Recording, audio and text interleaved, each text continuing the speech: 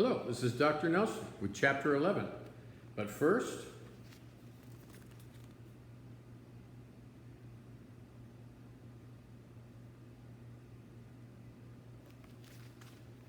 hopscotch and tears.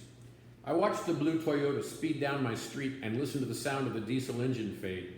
Tears collected in my eyes and trailed down my cheeks until I could just taste them. I couldn't believe what had just happened. Making my way into the house, I quickly ran up the stairs, hoping that my brother wouldn't see the frozen look of terror in my eyes. Luckily, that rainy day, his eyes were glued to the TV.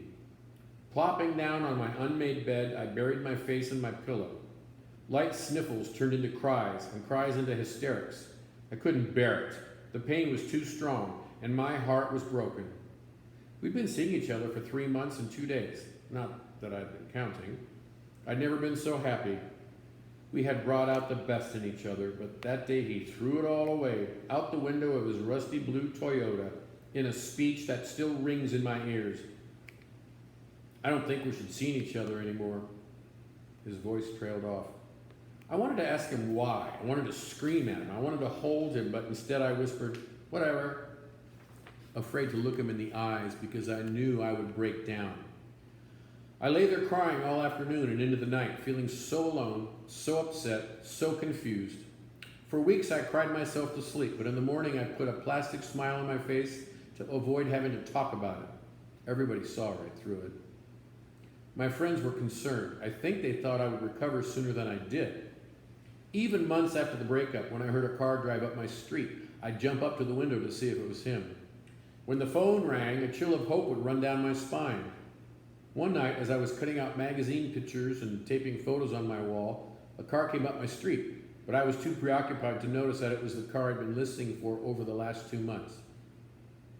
"Chloe, it's me. It was him, calling me to come downstairs. On my way down, my heart was pounding and my thoughts were of a reconciliation. He'd seen the errors of his ways. When I got outside, there he stood, gorgeous as always.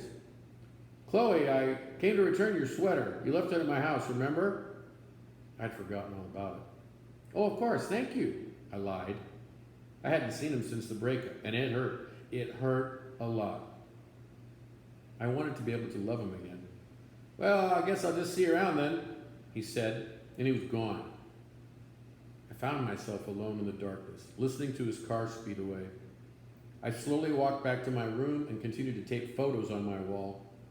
For weeks, I walked around like a zombie. I would stare at myself for hours in the mirror, trying to figure out what was wrong with me, trying to understand what I did wrong, searching for answers within the mirror. I talked to Rachel for hours. "Rachel, did you ever realize that when you fall in love, you only end up falling?" I'd say before breaking down in tears. Her comforting words did little but give me a reason to feel sorry for myself. Pretty soon, my sadness turned into madness. I began to hate him and blame him for my troubles, and I believed he'd ruined my life. For months, I thought only of him. Then something changed. I understood I had to go on, and every day I grew a little happier. I even began to see someone new. One day, as I was flipping through my wallet, I came upon a picture of him. I looked at it for a few minutes, reading his face like a book that I knew I had finished and had to put down. I took out the picture and stuck it in a cluttered drawer. I smiled to myself as I realized I could do the same in my heart. Tuck him away in a special place and move on. I loved, I lost, and I suffered. Now it was time to forgive and forget. I forgave myself also because so much of my pain was feeling like I did something wrong. I know better now. My mom used to tell me, "Chloe, there's 2 kinds of people in this world. Those that play hopscotch and sing in the shower, and those that lie alone at night with tears in their eyes." What I came to understand is that people have a choice as to which they want to be, and that each of us is a little of both. That same day, when I went outside and played hopscotch with my sister, and that night, I sang louder than ever in the shower. Becca Wolf. Here ends Chapter 11.